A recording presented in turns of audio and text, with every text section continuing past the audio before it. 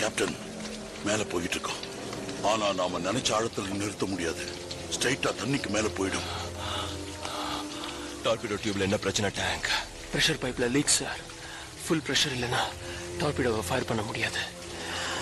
கழிவு நீர் வெளியே வர டியூப்ல தான் அந்த லீக் இருக்கு சார். அதை அடைக்கல நீ கேப்குள்ள நுழைஞ்சேன். என்னால முடியல. வேற யார் போனா கரெக்டா இருக்கும்? சின்ன உடம்பா இருக்கிறவங்க போகணும். நம்ம கிட்ட 2 பேர் இருக்காங்க. அது ராபிட்டும் சுகரும். சார், நம்ம 200 மீட்டர்ஸ் மேல வந்துட்டோம். யார அனுப்பணும்னு சொல்லுங்க.